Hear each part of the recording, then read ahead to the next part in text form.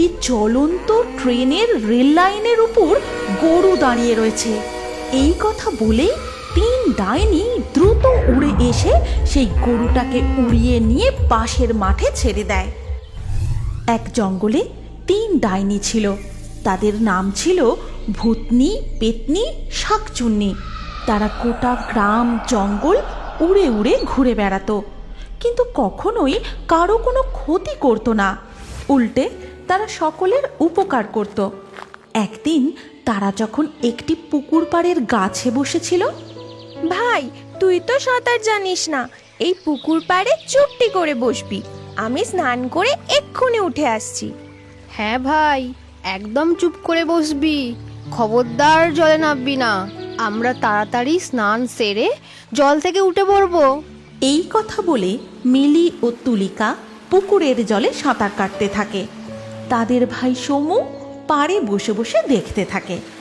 আর তাদেরকে গাছের ডালে বসে থাকা সেই তিন ডাইনি দেখতে থাকে।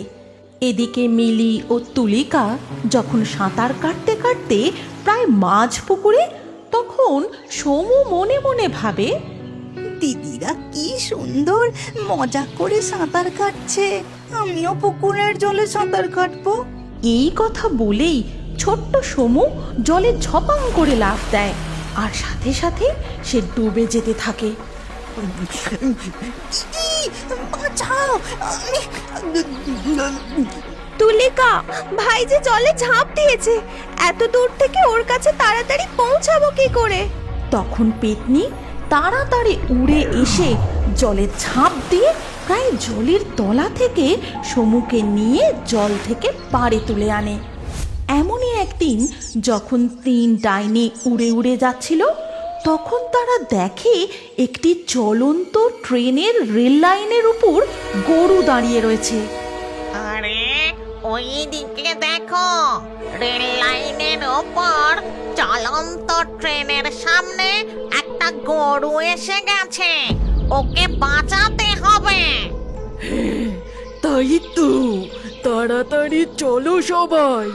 এই কথা বলে তিন ডাইনি দ্রুত উড়ে এসে সেই গরুটাকে উড়িয়ে নিয়ে পাশের মাঠে ছেড়ে দেয়। এইভাবে এদিক ওদিক উড়তে উড়তে ঘুরতে ঘুরতে তাদের দিন কাটতে থাকে। হঠাৎ একদিন প্রচণ্ড ঝড় ওঠে, আর সেই ঝড়ে গাছ থেকে একটা পাখির বাসা ভেঙে পড়ে যায়। আর তাই দেখে শাকচুন্নি বাসাটি তুলে আরেকটি গাছে বসিয়ে দেয়।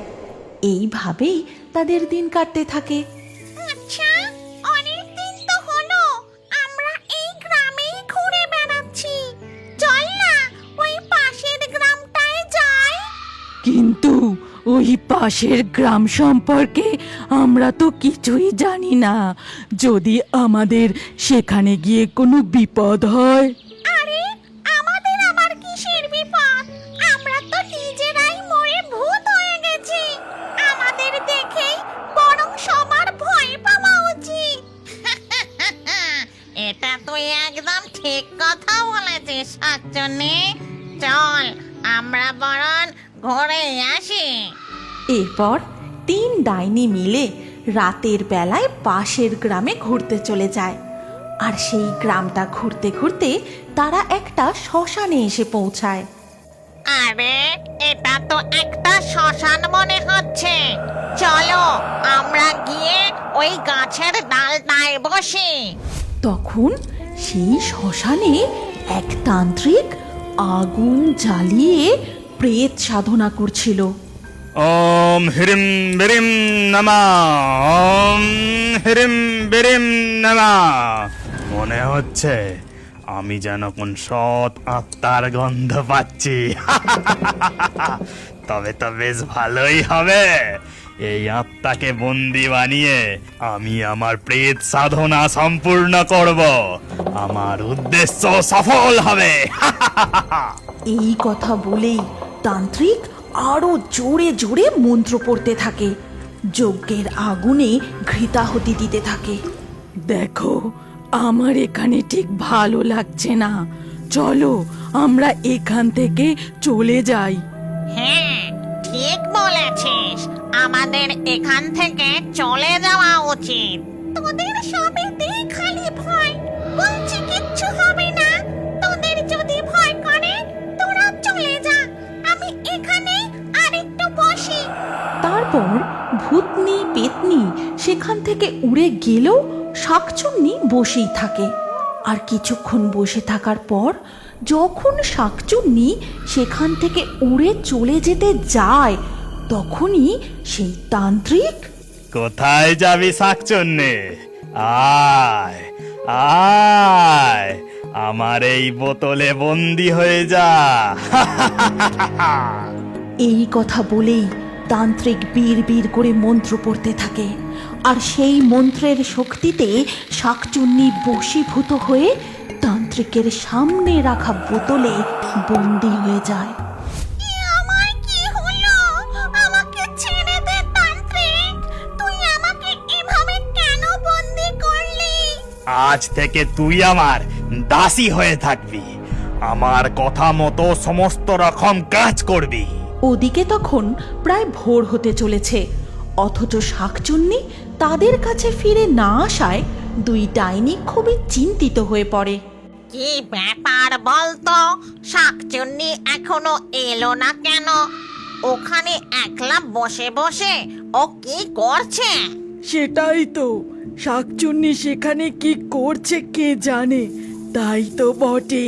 ঠিক আছে, আমি গিয়ে দেখে আসছি। এই কথা বলে পেতনি সেখান থেকে উড়ে যায় সেই শ্মশানের দিকে।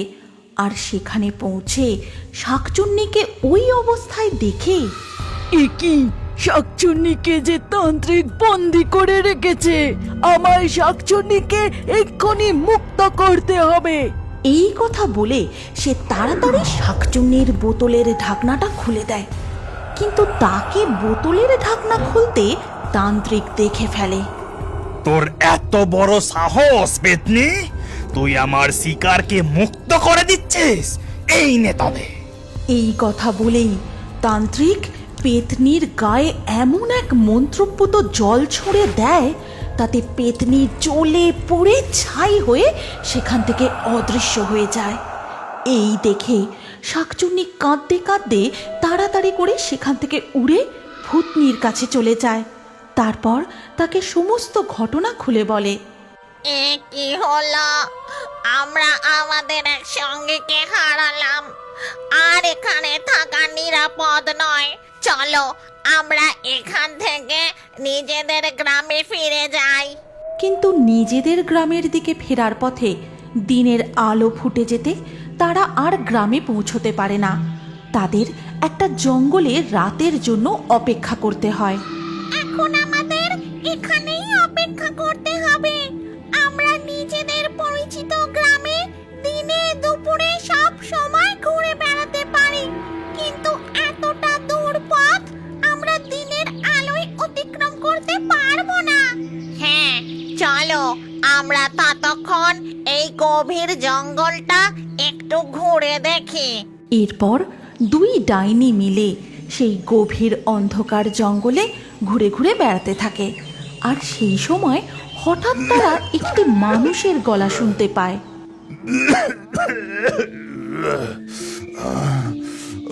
বড়ই কষ্ট, বড়ই কষ্ট। এই গভীর জঙ্গলে কে এমন করে কষ্ট পাচ্ছে? চলো গিয়ে দেখি। এরপর দুই ডাইনি সেই শব্দ অনুসরণ করে একটা গাছের কাছে এসে দেখে এক অতিশয় শীর্ণ বৃদ্ধ কষ্টে কাতরাচ্ছে। চলো আমরা গিয়ে ওই বৃদ্ধকে জিজ্ঞাসা করি ওর কি হয়েছে। কিন্তু আমরা তো এই বেশে ওর সামনে যেতে পারবো না, আমাদের মানুষের রূপ ধারণ করতে হবে। তারপর দুই ডাইনি মানুষের রূপ ধারণ করে সেই বৃদ্ধের কাছে যায়। আপনার কি হয়েছে? আপনার কি কিছু লাগবে? বলুন, আপনাকে আমরা কিভাবে সাহায্য করতে পারি? জল, আমাকে একটু জল খাও। আমি যে বড়ই তৃষ্ণার্ত। জল? কিন্তু এখানে জল কোথায় পাবো? আশেপাশে তো কোনো পুকুর বা নদী দেখতে পেলাম না। শোনো বন্ধু, তুমি এখানেই থাকো, ওনাকে বাতাস করো, আমি দেখছি কোথায় জল পাওয়া যায়। এই কথা বলে শাকচুন্নি সেখান থেকে চলে যায়, আর ভূতনি বৃদ্ধকে হাওয়া করতে থাকে, তার যত্ন নিতে থাকে।